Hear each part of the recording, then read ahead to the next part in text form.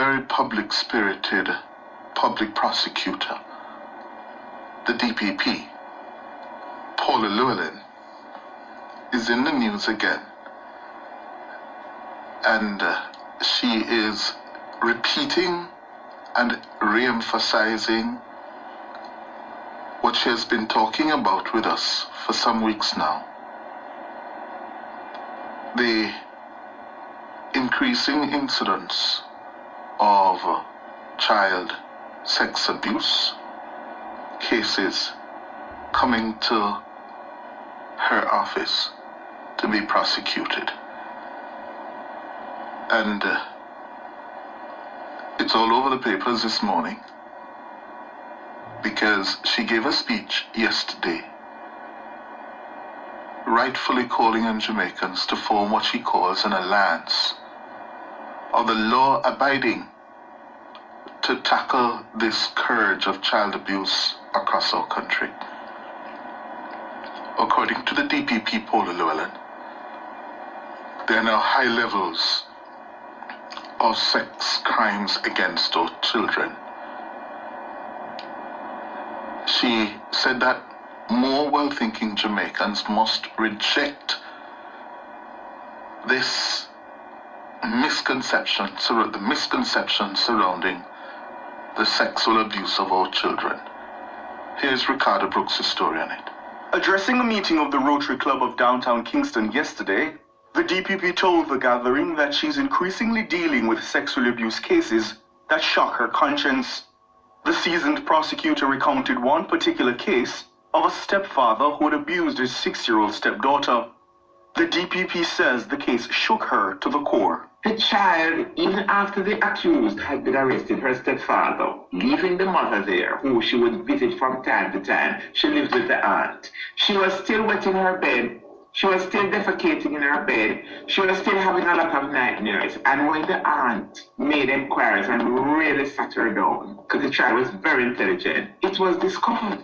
And they took a further statement that the child, when she would visit her mother, this is after the mother's boyfriend had been arrested, would still have these recurring nightmares because it was the mother who used to hold the child down and put her fingers in the child's vagina in order to allow her boyfriend to gain entry to the child's vagina. The DPP is urging Jamaicans to be courageous in protecting children from abuse, even if it means confronting those closest to them.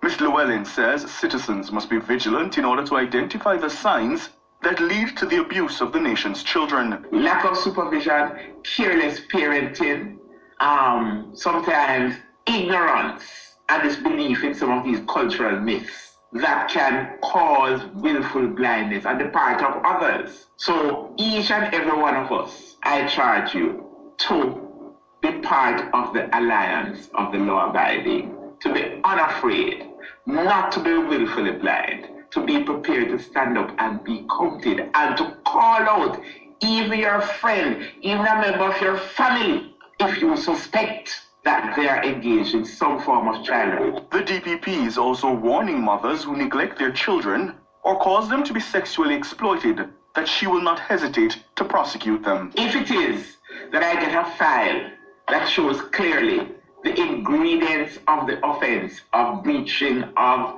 Section 9, that is cruelty to a child, especially where you have a situation where children have been left alone, I will say to the police, okay, she has a day or two to cry, or even longer, but do not let that distract you from making sure that prosecution is initiated and she's arrested and charged or summoned to court to answer for that breach of the Child Care Protection Act. Ricardo Brooks, Nationwide News. So will we put up or shut up as citizens of this country? That's the DPP outlining the case there, that we need an alliance of the law-abiding to tackle the scourge. She also made the point that she's of the view that the preponderance of smart devices, yes, in the hands of practically all Jamaicans over what? 7, 8, 9 years old, is contributing to the sex abuse we're seeing across the country. The access to pornography. Yes? She made the point yesterday as well. Yeah? And the Gleaner picked up on that point this morning, where it says the Director of Public Prosecutions has blamed careless parenting and increasing consumption of pornography as triggers. Yes? As triggers for the many graphic cases of child-on-child sexual abuse coming before her office. What we're finding now as prosecutors is a heavy sexual component in terms of, you see, a child of 16 or a person of 17 raping or having sex with a child under 16, which is an offense, and invariably you will find oral sex being a part of the scenario, or we're seeing buggery, she said during that speech to the Rotary Club of downtown Kingston yesterday. Yeah?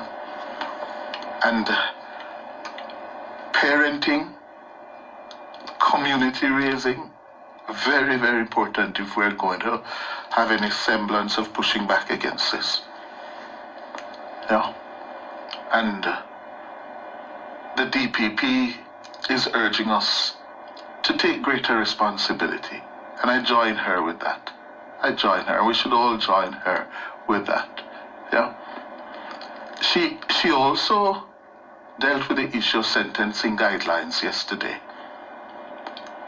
She recommended, not for the first time, she said so here a few weeks ago, she's recommending that the Chief Justice Brian Sykes take steps to initiate a review of the sentencing guidelines by the end of this year.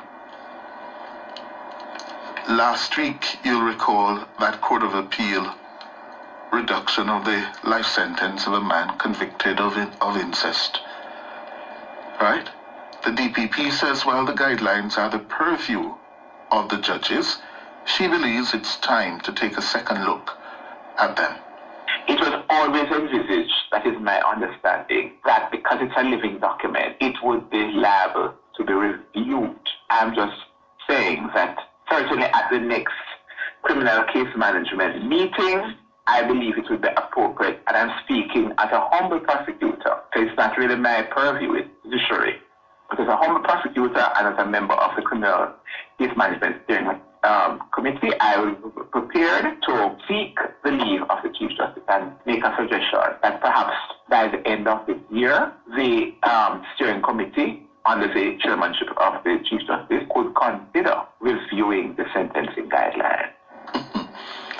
And the DPP engaging in some self-deprecation thereabout as a humble prosecutor. She is a very influential part of the judicial system. Yes. And of course, the committee which publishes the guidelines comprise mainly of judges, lawyers, and other legal minds. When asked whether it may be necessary to open membership on the committee to the general public, the DPP says such a move would be challenging, as the process must be driven solely by the law. You remember I always say that in the court of public opinion, members of the public and the media are at liberty to use emotion or empathy to drive how they look at a particular issue. When you're a judge or you're a lawyer, you are not at liberty to allow emotion to guide your decision making. Mm-hmm. I heard the prominent, that's DPP Paula Llewellyn, by the way.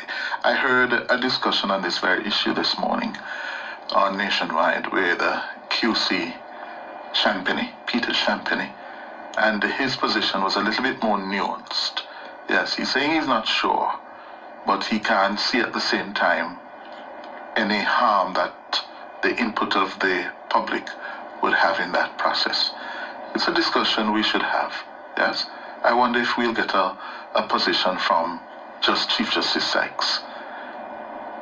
In another matter, the DPP again, I told you she was all over the news between last evening and today, the DPP again explained her decision not to recommend murder charges against two men who have been in custody for several months now in connection with the disappearance of University of the West Indies student Jasmine Dean.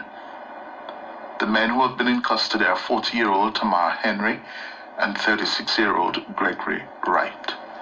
They were found in possession of Jasmine Dean's identity information, including phone and ATM card. Well, the DPP has decided not to charge them now that a year has been passed since Jasmine has been missing and can now be presumed dead. The DPP says while she understands the high public interest in the matter, she needed more. More was required under the law. You have to have the ingredients of an offense laid out on the material, the documentary material, the statement. So the ingredients for murder have to be made out. So if the ingredients are made out, then the next thing you have to look at, is there a nexus between this, in terms of the allegation, in terms of murder, and the suspects?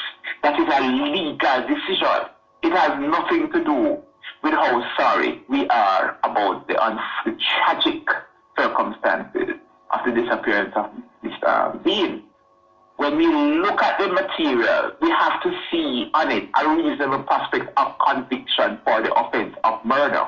If that does not exist, then no matter how sorry we feel for the family of Miss Dean, our ethical duty obliges us and our legal duty to advise that there is insufficient material to provide the nexus between a possible murder of Miss Dean and the two suspects that are in.